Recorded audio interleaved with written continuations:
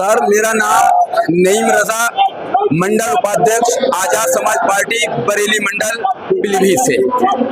Sir, जैसा कि आप आज देख रहे हैं कि बहुजन समाज का एक नीला समंदर इस दिल्ली की सरजमीन पर उतरा हुआ है और ये जो नीला समंदर उतरा हुआ है, ये सरकार कान खोल करके देख ले कि इस समंदर के अंदर सिर्फ दलित समाज के लोग नहीं है, मुस्लिम समाज के भी लोग बढ़ चढ़ के आए हुए हैं। क्योंकि अब वो दौर चला गया जब तुम लोगों को नफरतों के साथ आपस में लड़ा करके और देश पर राज करते रहते थे। अब 85% बहुजन समाज आपकी तुच्छ राजनीति को, बांटों के लड़ाव की राजनीति को समझ चुका है और अब ये 85% बहुजन समाज आपस में यूनिटी चाहता है, मोहब्बत चाहता है, एकता चाहता है, अखंडता चाहता है। और इसी एकता अखंडता के साथ में ये बहुजन समाज पूरे हिंदुस्तान के अंदर इस नीले परचम को, इस नीले झंडे को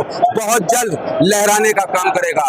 अब आज देखिए कि ये बहुजन समाज का दर्द है। बाहर मूसलाधार बारिश हो रही है, लोगों के निकलने की व्यवस्था सही से नहीं हो पा रही है क्योंकि इतनी तेज बारिश है, मगर अपना दर्द लेकर के ये पिछड़ा हुआ समाज, ये मुस्लिम समाज, ये दलित समाज आज यहाँ इसलिए खड़ा हुआ है कि जो हमारे दलित भाइयों का आरक्षण है, आपने बैकडोर से उसे खत्म करने की जो प्लानिंग बनाई है, उसका फर्स्ट स्टेप आपने सुप्रीम कोर्ट के माध्यम से चला है। क्योंकि अगर आप इस माध्यम को लेकर के आते तो पूरे हिंदुस्तान के अंदर एक ये मैसेज जाता कि ये सरकार दलित विरोधी सरकार है, ये सरकार ओबीसी विरोधी सरकार है। मगर याद रखिएगा, आपने सिर्फ मुखौटा पहन करके काम वही किया है। आपके चेहरों को, आपके मुखौटों को ये बहुजन समाज जान चुका है और आपने बैकडोर से सुप्रीम कोर्ट के माध्यम से हमारे दलित भाइयों का ये आरक्षण खत्म करने का स्टेप किया है। आप भाई को भाई से लड़ाना चाहते हैं, मगर एक बात बताइए, आप कहते हैं कि वर्गीकरण है, करिए इसके अंदर जिन लोगों का आरक्षण मिल चुका है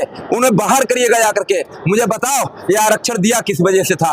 बाबा साहब ने जब देश आजाद होने के बाद में आरक्षण दिया था तो सिर्फ इसलिए दिया था कि जो समाज दबा हुआ था, कुचला हुआ था, जिसके लिए सदियों सदियों से लोगों ने जास्तियां की थी, जुल्म किए थे, वो भी तबका जो नॉर्मल लोग हैं उनके बराबर आ सके।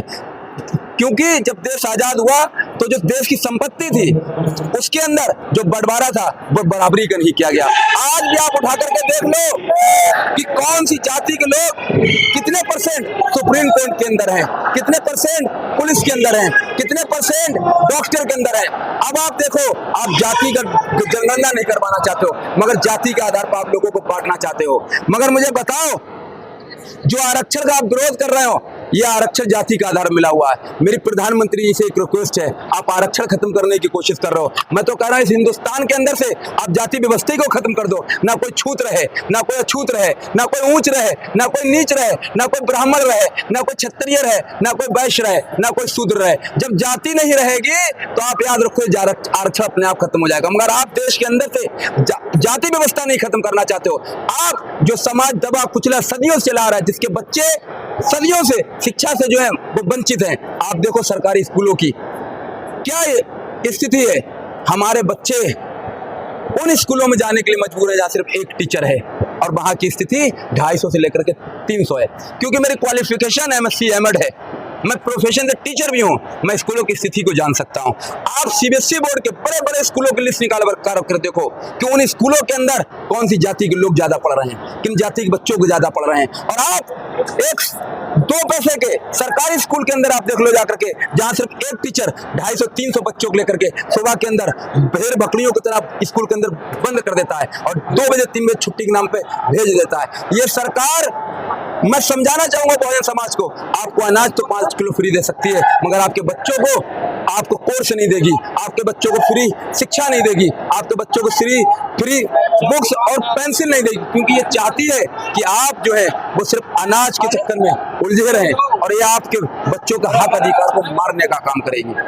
आप देखो उठा करके इस पूरे हिंदुस्तान के अंदर अगर इस वक्त सबसे ज्यादा पीड़ित कोई लोग हैं तो वो दलित समाज के लोग हैं, वो मुस्लिम समाज के लोग हैं, वो ओबीसी समाज के लोग हैं। और आप हिस्ट्री उठा करके देख लो, इस देश को आजाद कराने के लिए अगर सबसे ज्यादा कुर्बानी किस समाज ने दी तो इसी बहुजन समाज ने कुर्बानी दी है।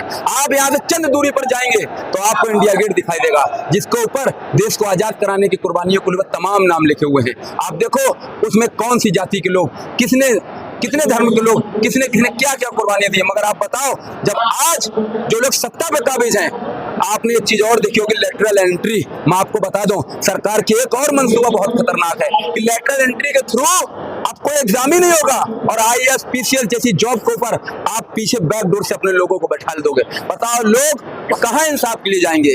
जो बच्चे रात रात भर एजुकेशन ले रहे हैं, पढ़ रहे हैं, हमारे जैसे लोग जो उम्मीद लगाए बैठे हुए हैं कि हम जो रात रात भर पढ़ेंगे, एक दिन एग्जाम होगा, जॉब लेंगे, और कोई फिर लेटरल एंट्री का एक पर्चा सरकार की तरफ से सामने रख दिया जाएगा और कह दिया जाएगा कि बिना एग्जाम के, बिना इंटरव्यू के अब सरकार अपनी तरह से लोगों को जॉब में एंट्री दे देगी। बताओ ये बहुजन समाज किससे अपना दर्द बयान करे जा करके, किससे कहे जा करके? मगर कान खोल करके सुन ले, चंद्रशेखर भाई ने कहा है कि वो दौर खत्म हो गया जब एक ही लाठी से सबको हाँक दिया जाता था। अब वो दौर है कि ये बहुजन समाज के लोग, दलित, OBC, पिछड़े, मुसलमान अपने अधिकारों के लिए लड़ना सीख गए हैं। और लड़ना किसने सिखाया हुआ है? उस शेर का नाम है भाई चंद्रशेखर आजाद जी। बताओ हमारा नेता शेर है या नहीं है?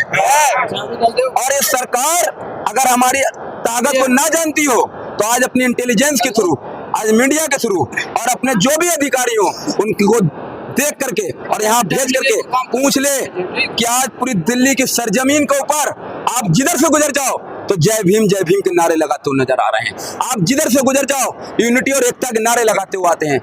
इन नफरत फैलाने वालों को इसी यूनिटी से डर है, इसी एकता से डर है, इसीलिए अब इन्होंने भाई को लड़ाने के लिए ये आरक्षण के अंदर वर्गीकरण का सिस्टम लेकर के आया है, क्रीमी लेयर का सिस्टम लेकर के आया है। आप मुझे बताओ कि जो ये सिस्टम लेकर के आए हुए हो कि वो जातियां जो कोलिजन सिस्टम के थ्रू, लेटरल एंट्री के थ्रू अगर ऊपर बैठी हो पदों के ऊपर, आप उनका सिस्टम कब खत्म करोगे? उनसे भी कहिए कि अब जो शोषित वंचित लोग हैं उन्हें आगे बढ़ने का मौका दें। इन्हीं शब्दों के साथ बड़े भाई चंद्रशेखर आजाद जी के लिए एक शेर कहते हुए अपनी बात को खत्म करूंगा। वो एक शेर नहीं, चंद लाइनें हैं जो आज से सदियों पहले एक क्रांतिकारी चंद्रशेखर आजाद जी ने लिखी थी। उन्होंने लिखा था कि भारत की फजाओं में आबाद रहूंगा, भारत की फजाओं में आबाद रहूंगा, अरे आजाद था, आजाद हूं, आजाद रहूंगा।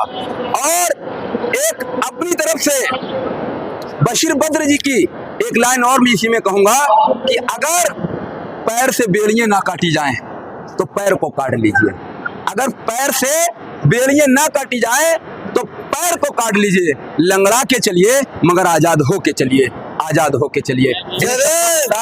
अपनी बात इंकलाब जिंदाबाद, भाई चंद्रशेखर जिंदाबाद, विनय रतन जी जिंदाबाद, सुनील कुमार चित्तौड़ जी जिंदाबाद, कुलदीप भार्गव जी जिंदाबाद, और ये बहुजन समाज की एकता जिंदाबाद।